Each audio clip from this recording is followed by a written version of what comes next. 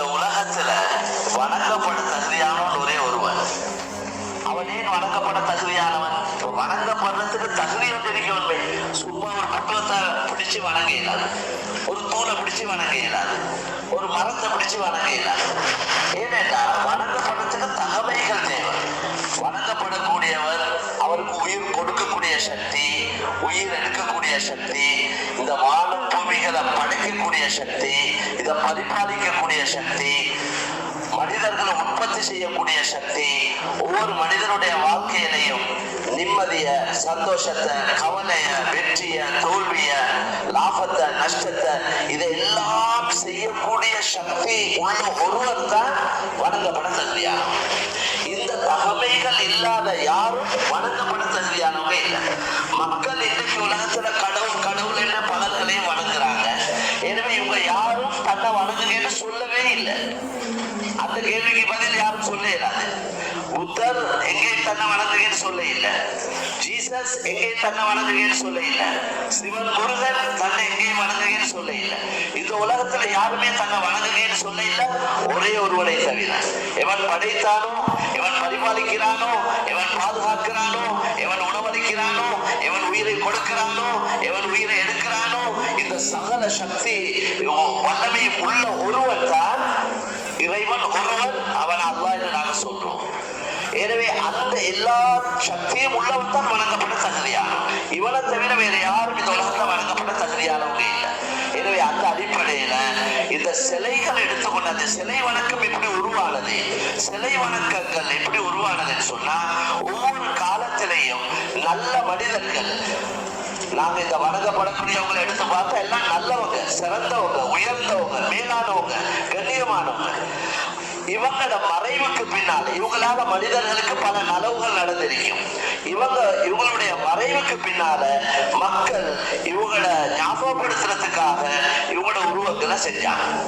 அந்த உருவங்களை செஞ்சு காலப்போக்குல அதை கண்ணியப்படுத்த ஆரம்பிச்சாங்க. கொஞ்சம் தண்ணியை வைக்கிறது, கொஞ்சம் பாலை வைக்கிறது, கொஞ்சம் பூவை வைக்கிறது, இவங்க சாப்பிடக்குள்ள அவருக்கும் அதுக்கும் ஒரு சாப்பாடை வைக்கிறது.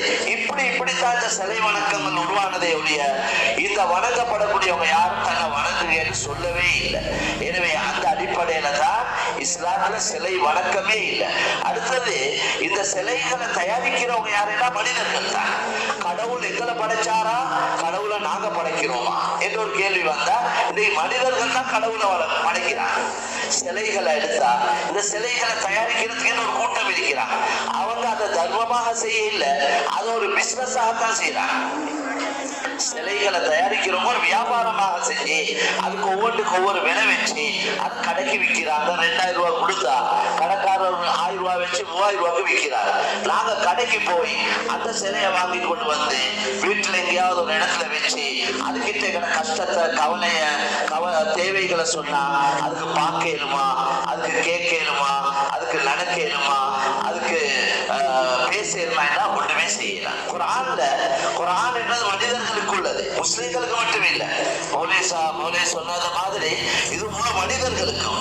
எனவே சட்ட திட்டங்கள் முழு மனிதர்களுக்கும், முஸ்லிம்களுக்கு மாத்திரம் இல்லை. இதை நாங்க இதை எங்கட குர்ஆன், எங்கட அல்லாஹ்னு சொல்றோம். உண்மையில எங்கட இல்லை, எங்கடைய போல உங்களையும் தான். எங்களுக்கு எப்படியோ அதே முஸ்லிம்களை படைக்க ஒரு கடவுள், பௌத்தர்களை படைக்க ஒரு கடவுள், கிறிஸ்தவர்களை படைக்க ஒரு கடவுள், இந்துக்களுக்கு படைக்க ஒரு கடவுளா, 4 கடவுளா? 4 கடவுளா இருந்தா எங்களோட தோற்றங்கள் 4 விதமாக இருந்திருக்கும். மூக்கு 4 விதமாக இருக்கும், கண் 4 விதமாக இருக்கும். ஒவ்வொரு கடவுளும் வித்தியாசமா படைச்சிருப்பா. எனவே முழு மனிதர்களுடைய உடல் அமைப்பு இந்துவா இருக்கட்டும், பௌத்தரா இருக்கட்டும், கிறிஸ்தவர், முஸ்லிமா இருக்கட்டும், தோற்றங்கள் ஒரே மாதிரி தான் இருக்கு. எனவே படைச்சவன் ஒரே ஒருவன். எனவே வணங்கப்பட தகுதியானவன் அந்த ஒரே ஒருவன் மாத்திரம் தான். எனவே இந்த சிலைகளை பற்றி குர்ஆன்ல கேட்கிறார். அதாவது இல்லல்லதீன ததுஊன மின் தூனில்லாஹி இபாதுன் அம்சாலுக்கும். குர்ஆன் சொல்லுது, இது ஒவ்வொருவரை பார்த்து அல்லாஹ் சொல்றான், நீங்க படைச்சவனை விட்டுட்டு யாரையெல்லாம் வணங்கி கொண்டிருக்கிறீங்களோ இந்த வணங்கப்படக்கூடியவைகள் எல்லாம் உங்களை போன்றவர்கள். அளவும் அர்ஜுன் யம்ஷூன பிஹா. குர்ஆன்ல கேள்வியா கேட்கிறார், எந்த சிலைகளை நீங்க தயாரிச்சிருக்கிறீங்களோ அந்த சிலைகளுக்கு நடக்கும் கால் இருக்கிறதா அப்படி கேட்கிறார். கால் வச்சிருக்க சிலைகளுக்கு கால் இருக்கு, அந்த காலால நடக்கிறார்.